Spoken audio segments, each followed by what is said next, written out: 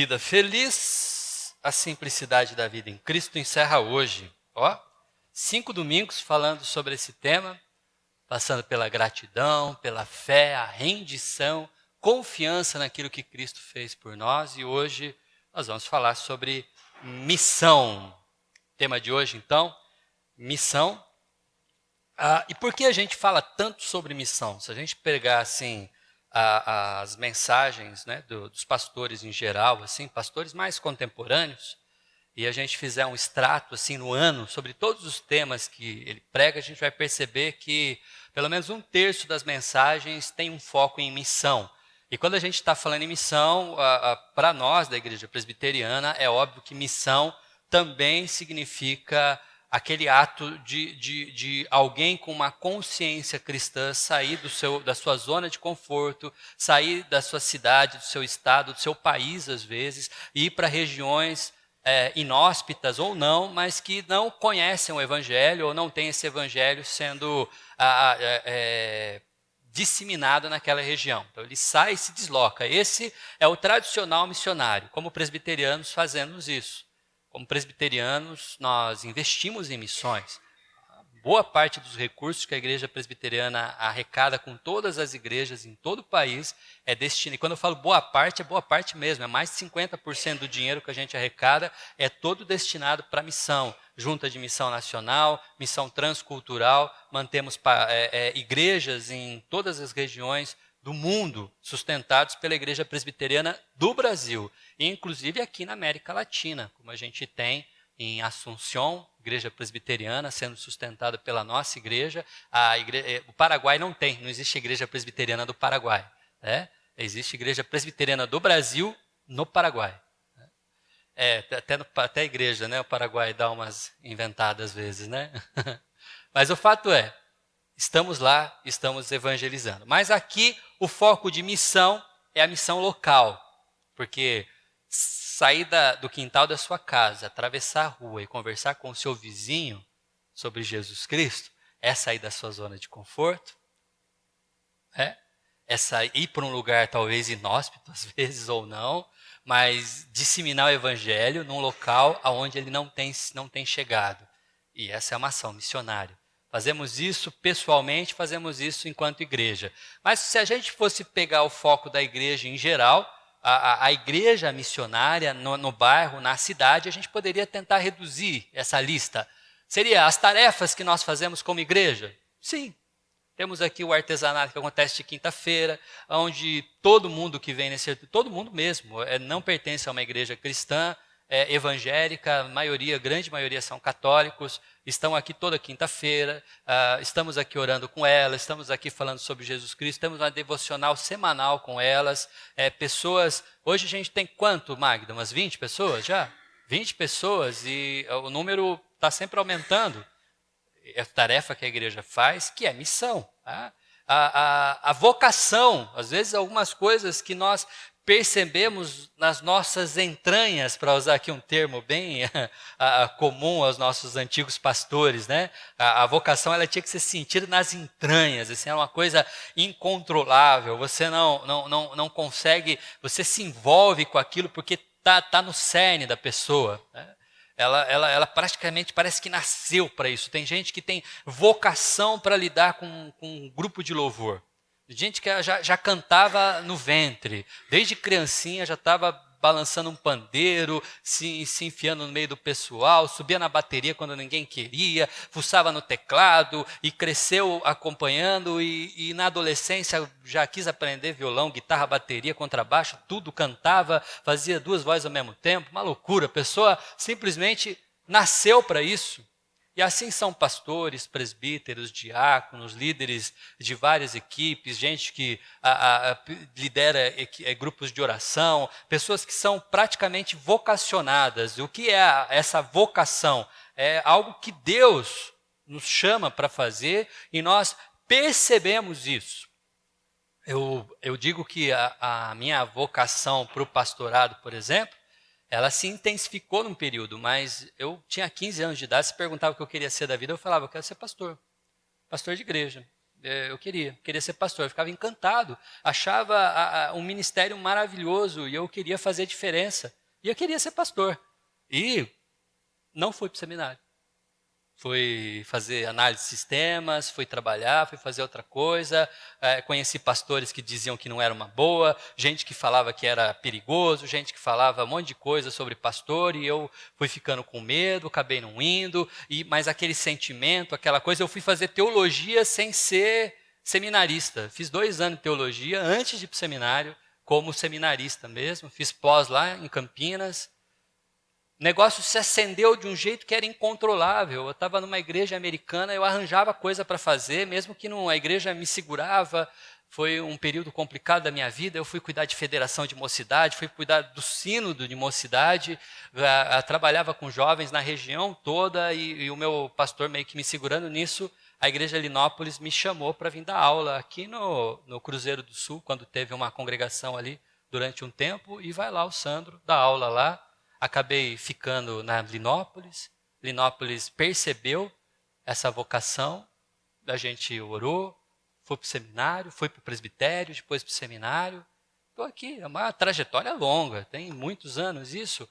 Mas a vocação se acende, a gente não percebe, o negócio está na gente e Deus vai nos pulsando, empurrando e mostrando, esclarecendo. Uma hora, abre a mente, a gente percebe que, puxa, eu tinha realmente uma vocação e agora estou nela, estou envolvido com ela. E tem também aqueles que começam a trabalhar na missão pela necessidade da missão.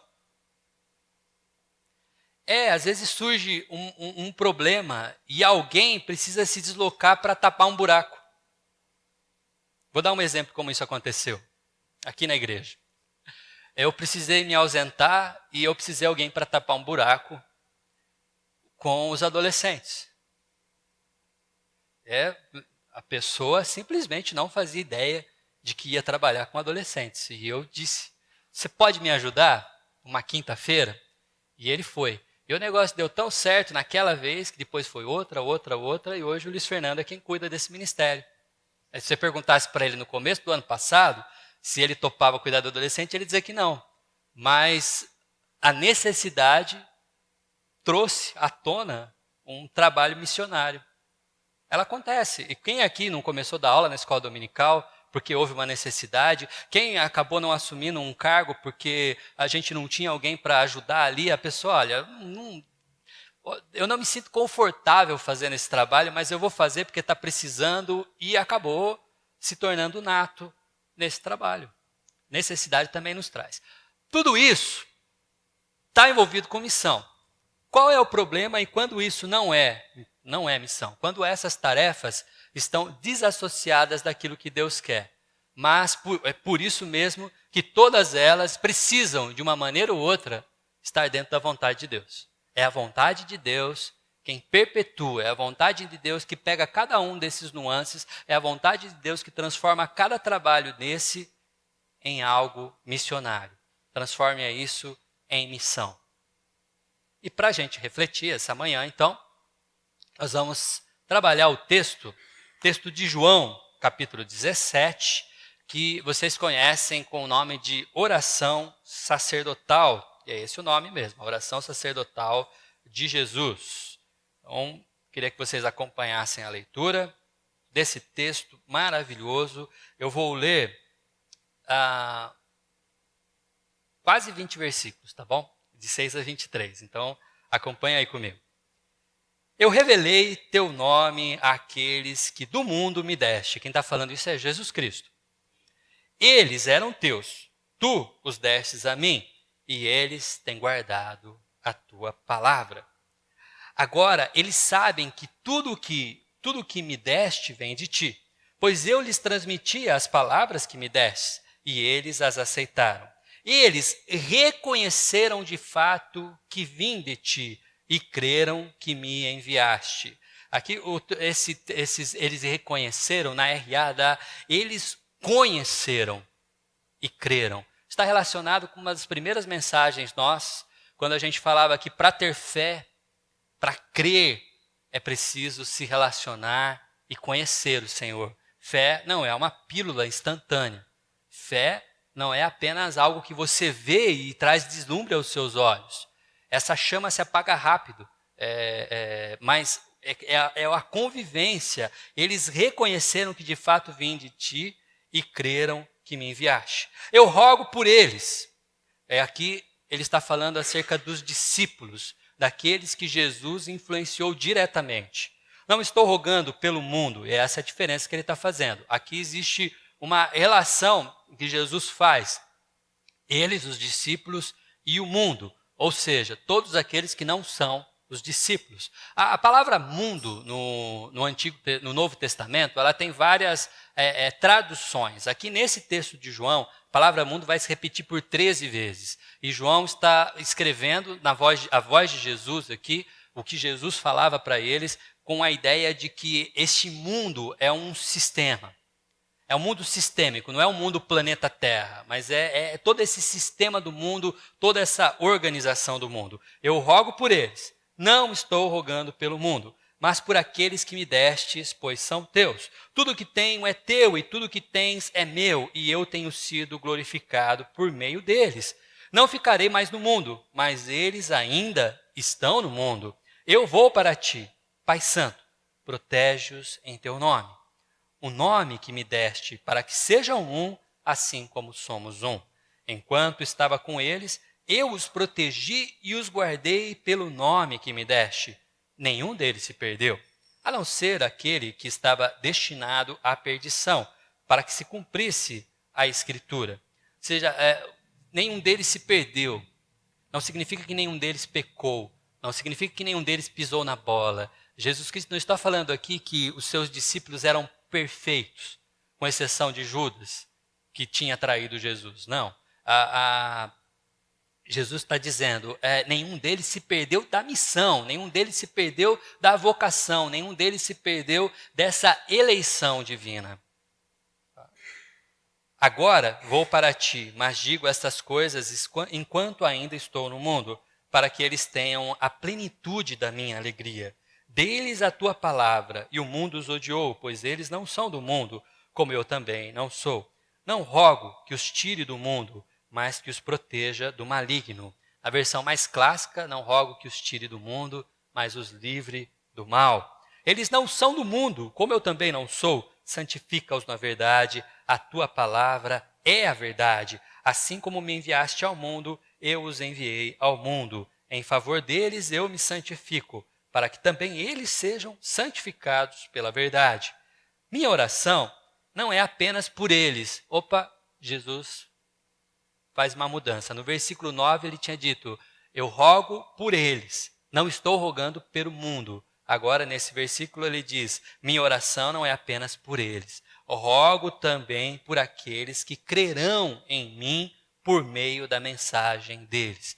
Jesus amplia o espectro da oração. Primeiro ele está falando aqueles que estão diretamente relacionados com ele, diretamente influenciados por ele, diretamente discipulados por ele. Agora Jesus amplia essa ideia. Eu estava, nas minhas anotações, eu estava tendo a seguinte compreensão. No versículo 9, Jesus está orando pelos seus discípulos. Agora, no versículo 20, ele está orando pelos discípulos dos discípulos. Aqueles que virão a conhecer o Evangelho através dos discípulos de Jesus. Nós também. Rogo também por aqueles que crerão por mim por meio da mensagem deles, para que todos sejam um.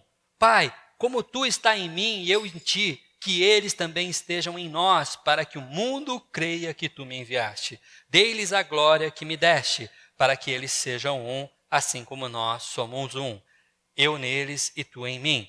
Que eles sejam levados à plena unidade, para que o mundo saiba que tu me enviaste e o amaste como igualmente me amaste.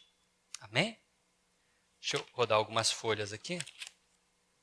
Pronto. Bom,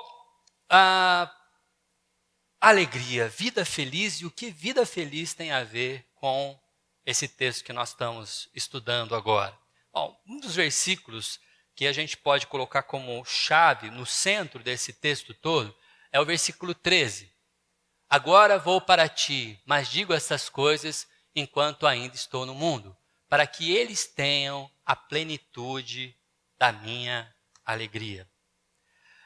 Entenda o seguinte, Jesus está indo para o Pai. E Jesus, indo para o Pai, nos deixa aqui no mundo. E quando ele vai para o Pai, duas coisas acontecem.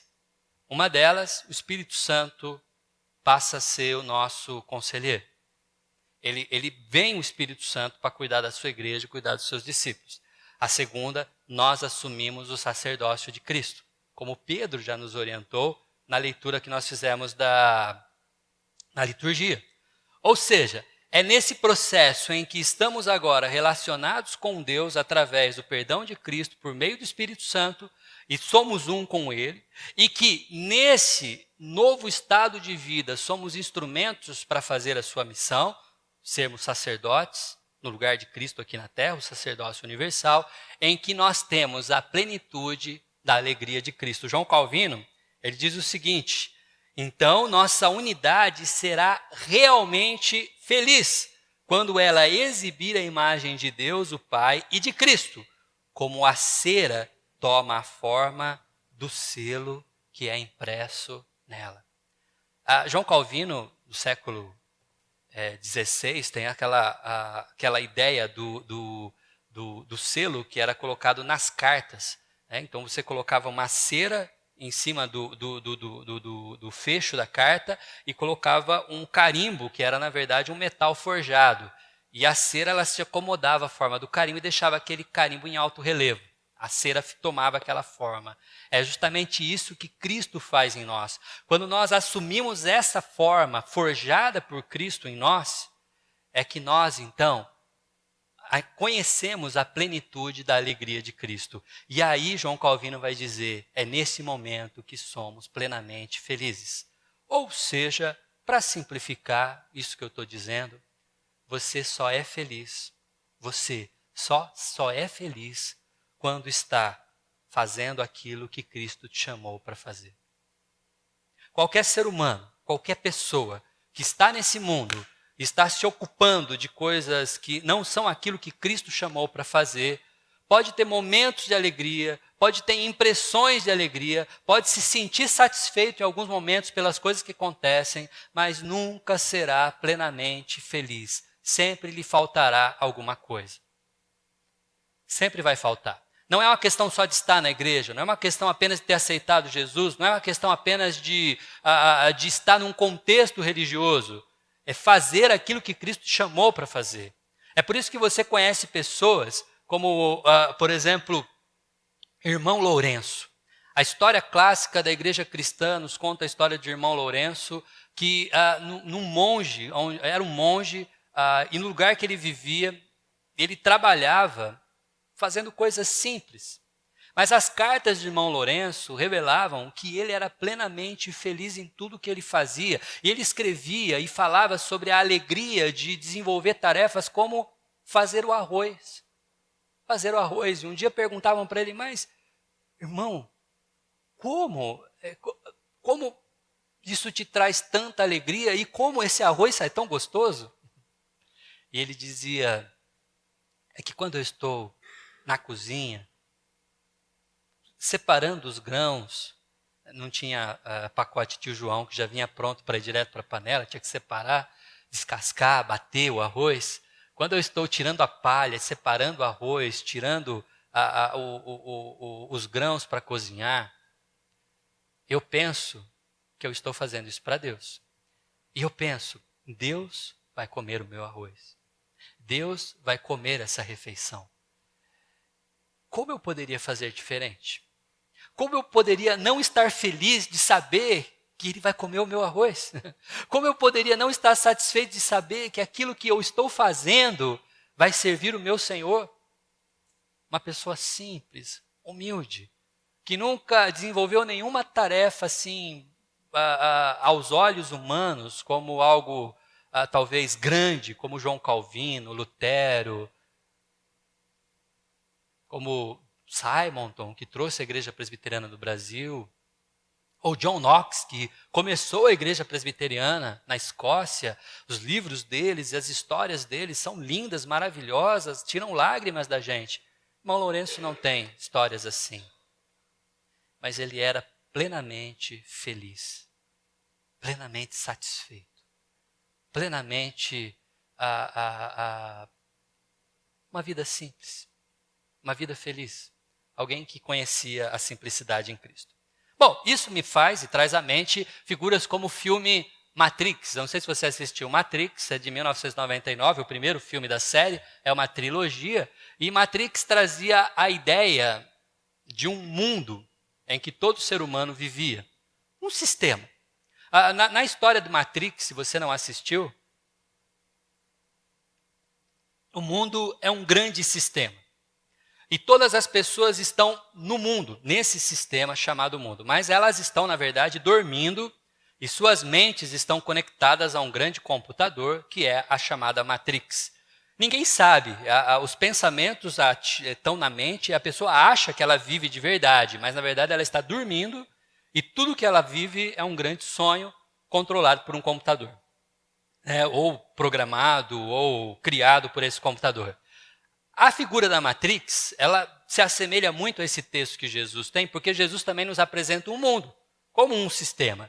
E esse mundo está cheio de gente que vive aí dentro e não está percebendo como esse sistema mundo funciona. Jesus vem de fora. Texto que nós lemos de 1 João. Ele não estava no mundo, ele veio de fora do mundo, nasceu e cresceu e viveu nesse mundo. A pessoa de Jesus. E ele sabe que esse mundo tem um problema. Está todo mundo sonhando, está todo mundo conectado num grande computador. Isso não é real. Jesus, então, vai se aproximar de pessoas.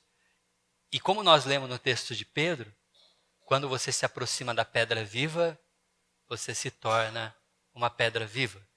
E agora, o que Jesus está fazendo nessa oração, orar por nós e pela nossa missão, porque a nossa missão é com Ele nos aproximarmos de outros que estão no sistema desse mundo, não conhecem o Evangelho, não sabem que estão vivendo um sonho e enganados nesse sonho, e ajudarmos eles a também se tornar pedra viva. Esse é o propósito. Assim conta a história do filme, assista, é muito interessante. Mas o Evangelho é basicamente isso. Estamos num sistema mundo, e Jesus chama esse mundo de sistema, e as pessoas não se acordaram, não perceberam para entender que este mundo é totalmente enganoso e que elas estão completamente perdidas nesse mundo. Existe uma verdade, existe um evangelho, existe um novo Senhor desse mundo. E nós somos os instrumentos de Deus para fazer com que essas pessoas acordem dessa realidade. Jesus ora por esta missão e ora por cada um de nós nessa missão. E aí, então, o que a gente pode extrair de todos esses versículos, de todo esse texto que nós lemos? Bom, primeira coisa é que nós, antes de qualquer coisa, pertencemos a Ele. Entenda uma coisa, não é uma escolha sua. Não foi você que achou a fachada da igreja bonita, não foi você que se encantou com o vocabulário, com as pregações, com a beleza dos templos. Não foi você que se convenceu de que era melhor estar numa igreja presbiteriana. Não foi você que disse, puxa, esse negócio de evangélico é legal, eu quero me envolver com isso, eu quero ser um. Não, de forma alguma. E Cristo vai nos deixar isso claro. Os versículos 6, versículos 9, ele diz, eu revelei teu nome àqueles que do mundo me deste. O Senhor, o Deus do universo, antes de todas as coisas, já sabia aqueles que eram seus e os conhecia. A mim, a você, os discípulos, todos eles. E Jesus Cristo diz, eles estão no mundo, e estes que você me deu, e que estão no mundo, somos dele. Você precisa entender qual é o tamanho da preciosidade que você tem para Deus. O quão você é especial para Deus. O quão você é importante para Deus, pois Ele escolheu cada um de nós. Não foi você quem disse, não foi você quem pensou, raciocinou e entendeu e achou que era melhor ser evangélico, era melhor estar numa igreja, é gostoso adorar a Deus, eu gosto de ir. Você pode estar até equivocado em muitas escolhas, mas o fato é, Deus foi quem te chamou primeiro. Você é uma escolha dele.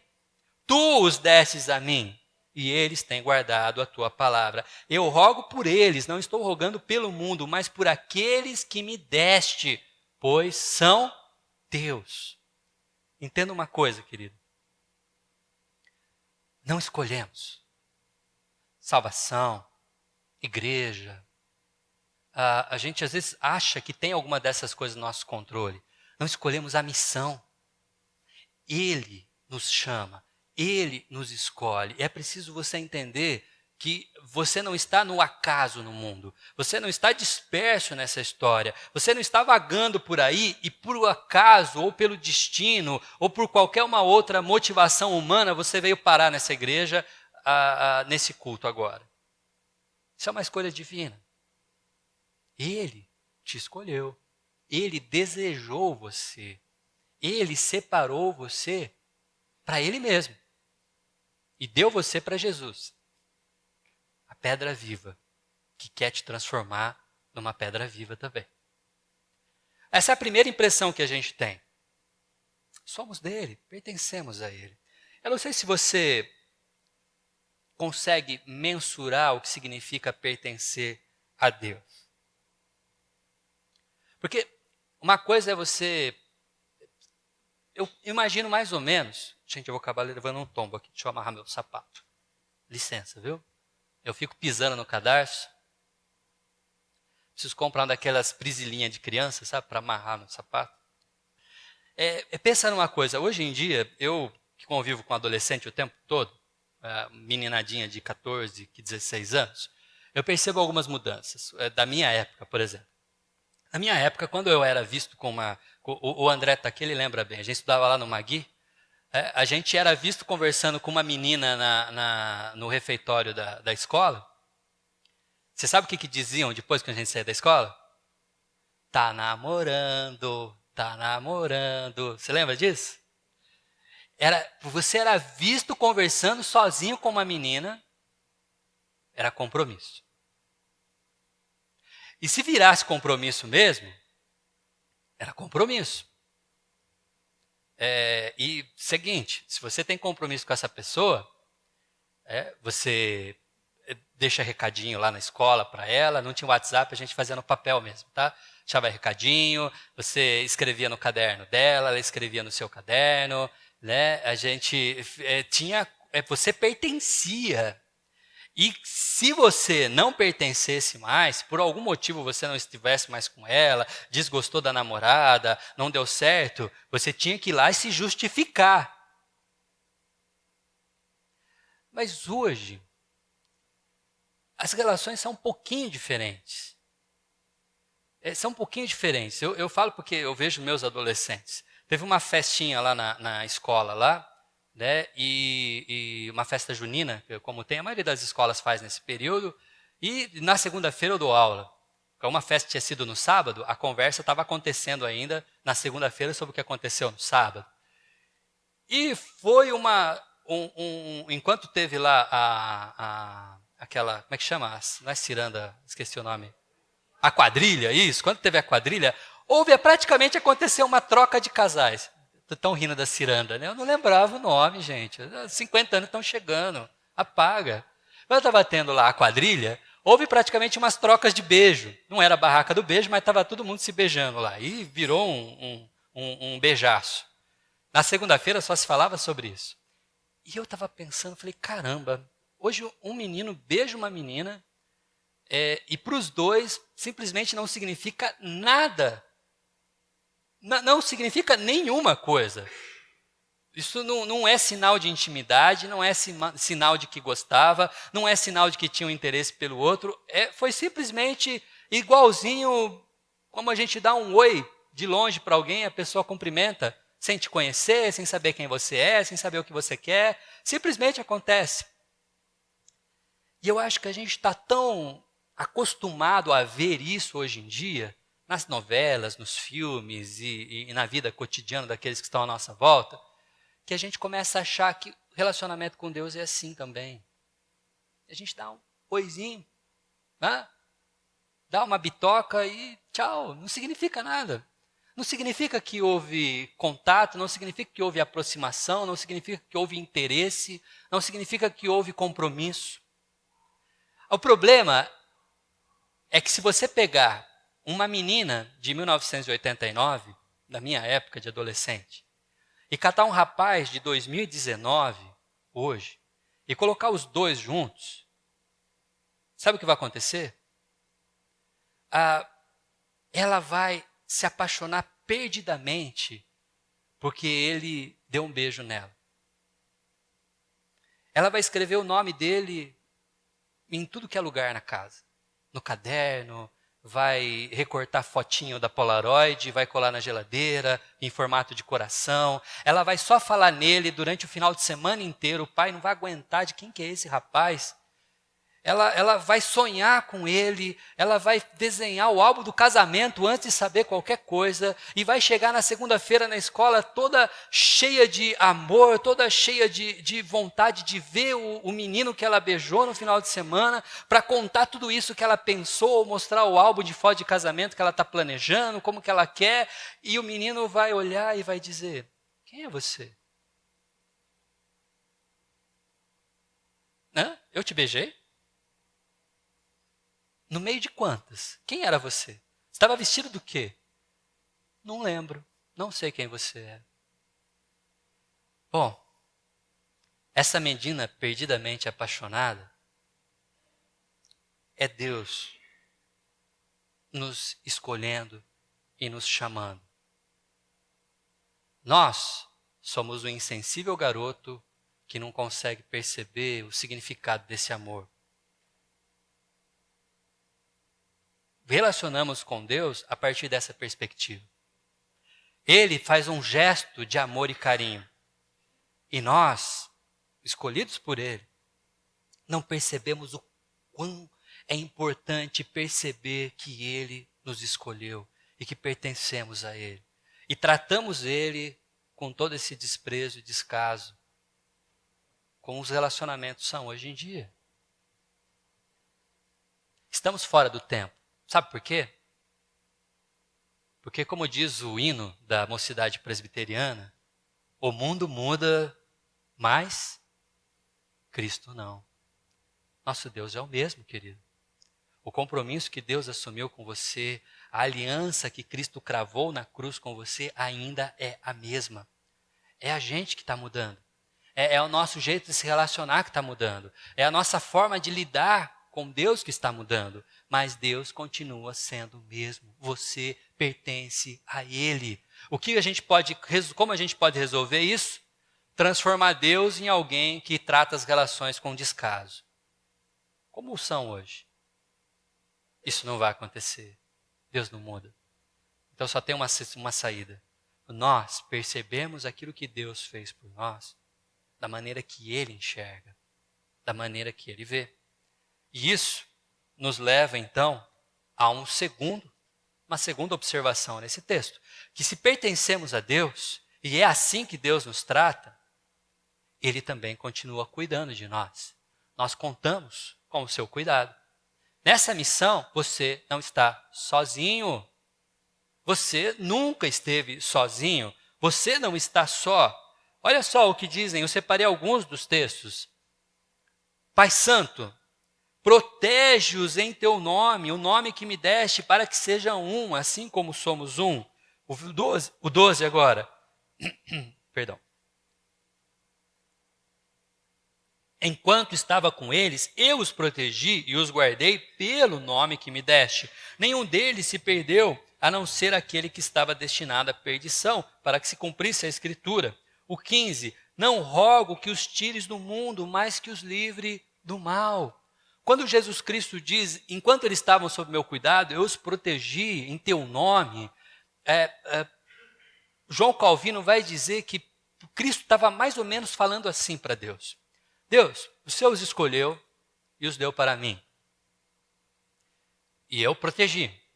Porque você me deu... É como quando a gente manda nosso filho para ir para uma excursão da escola, a gente assina um atestado liberando ele autorizando ele a viajar, a autorização que os pais têm que dar. Quando a gente faz isso, a gente está dizendo para os professores que vão, ó, é responsabilidade de vocês cuidar do meu filho. Olha lá.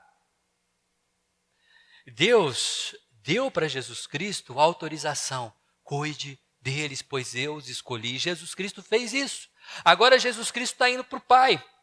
E Jesus está dizendo, olha, agora eu não estou mais com eles. Pai, continua cuidando deles. E Ele continua cuidando, pois é isso que Deus faz com cada um de nós. Você não está sozinho na missão. A missão não é solitária. A lição ela não é vazia. A missão ela não é uma coisa que Deus colocou no teu coração e te largou no mundo. Ele vai conosco. Ele está ao nosso lado, Ele continua permanentemente ao nosso lado, nos orientando, nos consolando, nos dizendo, trazendo suas palavras através da pregação, através da leitura da Bíblia, através da reflexão, através dos concílios, através da igreja, mas Ele continua ao nosso lado o tempo todo. E agora o último versículo que nós lemos aqui, não os tire do mundo, não os tire da Matrix, não os tire desse sistema. A ideia errada que as igrejas têm é que a missão delas é fazer delas algo separado do mundo. Dizer que Deus nos separou para si não significa dizer que Deus nos tirou do mundo. Não tirou, a gente continua. E por isso que às vezes o pessoal tem mudado o nome, né, de retiro do período de carnaval, né, para apenas um acampamento. Por quê? Porque a ideia era justamente isso, era tirar para não contaminar. Vamos nos trancar numa chácara, num sítio, num lugar isolado do mundo, porque esse mundo jaz no maligno e a gente precisa se separar dele. Nós não podemos nos envolver com ele. Quando Cristo diz o contrário, é preciso sim se envolver com ele, mas Cristo faz suas ressalvas. E isso tem a ver com o próximo passo. É que quando ele nos diz, fiquem no mundo, vocês precisam ficar aí, ele nos dá um plano. E é o terceiro passo dessa missão. Nós temos um plano, e o plano dele, não é nosso, é dele. E ele já nos deu. Como é que funciona esse plano? Primeiro, nós temos uma missão para trabalhar, nós temos uma missão para desenvolver, nós temos uma missão para fazer, seja na igreja local, seja em missão transcultural, seja na junta de missões nacional, seja dando aula de escola dominical, sendo um diácono, sendo presbítero, sendo professor, ajudando no artesanato, colaborando em alguma área da igreja. Não sei qual é a sua vocação, qual é a sua missão para que Deus te chamou, mas aonde você estiver envolvido, tem um plano. Qual é o plano? Primeiro plano, tem uma equipe. Tem equipe. Deus está te dando missão, Deus está te dando trabalho e está te dando também uma equipe. O que significa isso? Quem é a equipe? Com quem que eu trabalho então, pastor? Quem que é essa pessoa? Deus colocou o nome dessa pessoa na Bíblia? Não, não colocou o nome, mas Ele colocou a ideia. O plano, a equipe é a igreja. É a igreja. Por que é importante dizer isso? Porque a gente precisa perceber que a nossa missão não é apenas com quem a gente gosta. Não é apenas com quem a gente concorda. Não é apenas com quem concorda com aquilo que a gente quer que concorde. Não é apenas com quem anda do jeito que a gente queria que todo mundo andasse. Igreja é um balaio cheio de gente diferente, de vida social, contexto social, de cidade diferente, de culturas diferentes, de idade diferente. Tudo diferente, somos misturados. E Jesus pega esse balaio cheio de gente diferente, de orientação diferente, de família diferente, formação diferente. Tem gente que não terminou o ensino fundamental, tem gente que está aí no pós-doutorado, tem gente que não tem, divide ovo no final de semana com a família, e tem gente que come porco, pururuca todo final de semana, que não vai fazer bem. Me convida para dividir, para não se entupir de porco, pururuca, ok? O que Cristo fala sobre esse grupo todo na oração? Que sejam um. Ao desafio? Cristo quer que se olhe para esse amontoado de gente diferente, que não concorda um com o outro, que se acotovelam o tempo todo, que um critica o outro, um gosta do outro, um não desgosta do outro, mas essa mistureira de gente toda, chamada igreja. Ele quer que quem está de fora olhe para isso todo e enxerga uma massa só. Eles são um. São um. Para que seja um, assim como nós somos um. Para que todos sejam um, Pai, como tu está em mim e eu em ti. E quando fala ser um, apenas ser um, pode soar de uma forma poética, não é? Jesus está usando uma figura de linguagem, né? Como o time de futebol, que o treinador fala isso e bota pilha em todo mundo, né? Nós somos guerreiros, e aí vai todo mundo para o campo de futebol, todos, mas tem uns que estão lá atacando, outros estão no banco só olhando, e aí tem aquelas, né? Não está tão assim igual. Quando vão entrevistar o jogador, um tem rincha com o outro, né? Não, tá meio esquisito. É mais uma coisa assim de, na hora do campeonato, todo mundo é um. Acabou o campeonato, cada um vai para um lado. Né? Será que Jesus está usando só de metáfora? Não, porque no versículo 21, ele diz como é. Presta atenção. Se você lembra, quando a gente falou aqui na terceira mensagem nossa, é justamente aquela que não tem o áudio, mas naquela mensagem a gente falou sobre o momento em que Jesus, na cruz, não tem o Pai olhando para ele. E a agonia que significou para Jesus, que na eternidade nunca esteve separado do Pai, por alguns instantes ter o Pai fechando os olhos para ele. Isso foi terrível. Este era o cálice que Jesus não queria. Morrer por nós, sofrer as humilhações, todo esse sacrifício, com certeza foi cruel, mas isso não preocupava Jesus. O problema era Deus virar os olhos para ele. É sim que ele se relaciona com o Pai, e este é o modelo de sermos um. Não é o modelo que você acha. Sabe o que a gente acha que é ser um? A gente acha que eu não gosto de fulano, mas eu tenho que aguentar, afinal de contas, né? A gente está no mesmo lugar, a gente vive junto. Mas Deus te convida a conhecer quem é diferente de você.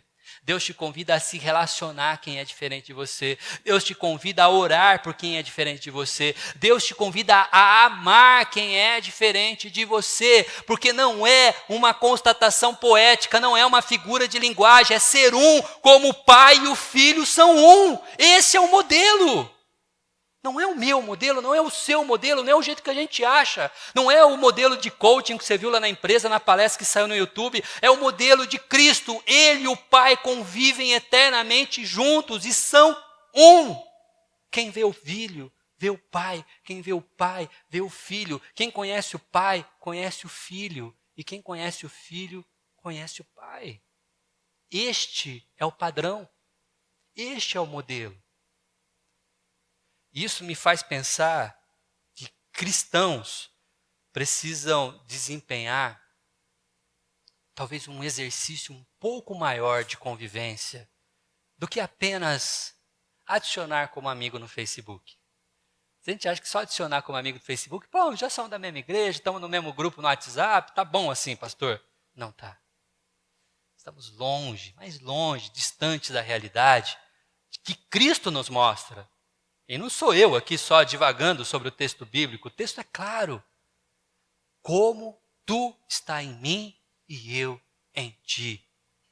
Todos sejamos assim, todos sejamos um, para que ele seja um, assim como nós somos um. No versículo 22, Jesus repete, Jesus não repetiria 3 vezes essa frase nesse texto, se isso não fosse importante. O plano é dele. Ele nos deu uma equipe. Essa é a equipe, igreja. As pessoas que estão do teu lado. As pessoas que aqui congregam.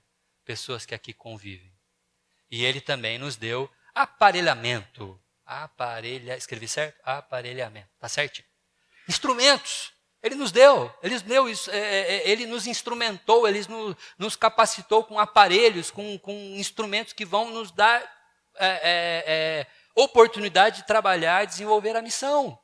Sim, O que ele deu, pastor? Ele deu um martelo, deu uma chave de roda, uma serra elétrica? Não, ele nos deu a palavra. Palavra, esse é o nosso instrumento.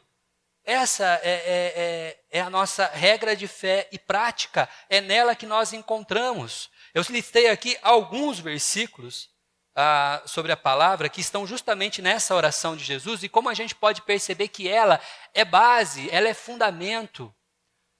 Tu os destes a mim e eles têm guardado a tua palavra. Santifica-os na verdade. A tua palavra é a verdade. E rogo também por aqueles que crerão em mim, por meio da mensagem deles. Ainda tem os versículos 8, versículo 14, versículo 19. A palavra aparece como palavra, como verdade, como mensagem. Jesus dá vários nomes ao que ele chama de a palavra e o que nós hoje compreendemos como o evangelho. O evangelho que o apóstolo Paulo vai dizer que é aquele que quando chega e aonde chega muda tudo, muda todos. As pessoas se transformam pelo evangelho. O evangelho é o que faz diferença. Ele não muda apenas o seu nome, ele não muda a sua posição social, ele não muda os dígitos da sua conta bancária, ele não muda a roupa que você veste, mas ele te transforma de dentro para fora completamente. Esta é a palavra, e é através dela que Cristo nos convida a fazer a sua missão. Ele nos deu o plano, nos deu uma equipe, nos deu aparelhamento e nos deu também metodologia. Sim, essa palavra é um pouquinho chata. Método é importante. Precisamos de métodos. Quando você vai desenvolver um trabalho, seja em qualquer área que for, você tem uma cartilha que te diz como começa e como termina. O método vai te dizer como resolver problemas no percurso. O método vai dizer qual a forma correta de registrar, de anotar, de copiar, de produzir, de encapar, embalar, enviar, tudo. O método, ele controla todas as coisas. Por isso os métodos são importantes. E Cristo, quando faz a sua oração, ele não nos deixa sem um método também. E o método é assim como. O método assim como é o método da comparação. Assim como me enviaste ao mundo, eu os enviei ao mundo. E aí, para você poder entender o que Cristo quer dizer aqui, a gente tem que lembrar quem está escrevendo este livro é João. João, ele relata a oração de Jesus. Eu quero que você pense nisso. Nós não conhecemos o que chamamos de epicissima vox, que é a palavra pronunciada por Cristo. Confiamos em João, que é testemunha de Cristo. Ele pega essa palavra de Cristo e registra, ok? O que nós estamos lendo aqui, o que eu quero dizer, não é uma filmagem do momento e hora em que Jesus está orando. João ouviu e praticamente 50, 60 anos depois, João registra esses escritos. Tudo bem, essas histórias foram repetidas, foram narradas, foram faladas. O João era a testemunha de Cristo e as primeiras igrejas foram formadas a partir destes testemunhos, que num certo momento precisou ser registrado na forma de evangelho. E João registra o evangelho. Quando João registra o evangelho, ele registra o evangelho a partir daquilo que ele viu, mas pensando em quem vai ler. E quem ia ler o evangelho de João era o que nós chamamos de comunidade joanina. Essa comunidade de João tinha que característica? Nós começamos a analisar a característica da comunidade de João a partir do primeiro texto que nós lemos na liturgia. Não no primeiro antes da oração, um dos primeiros textos. João, capítulo 1. Lembra que eu disse? A comunidade de João tinha questões. O chamado arquê. Arquê, da palavra arqueologia. Qual é o princípio? Como as coisas começaram, como as coisas existiram. E João começa o seu evangelho respondendo às dúvidas. Então, João, ele está escrevendo o evangelho, sanando dúvidas que ele encontra na comunidade. Então, ele começa mostrando Jesus como o princípio, como o verbo que estava com Deus. Aquele que veio entre nós e habitou entre nós e cresceu e viveu em graça e verdade. Então, você começa a perceber que o assim como me enviaste ao mundo, está escrito e relatado no Evangelho de João. Então, quando você lê o Evangelho de João, você responde o versículo 18 do capítulo 17. Então, eu posso trazer para vocês aqui algumas questões do contexto de João que nos ajudam a entender assim como. Assim como Jesus é alguém que na sua missão deixa o seu estado de glória e divino e passa a habitar num povo muito diferente dele, mas no meio desse povo, vivendo em graça e verdade. Ele se humilha, deixando a sua glória divina para ser um homem, para ser mortal.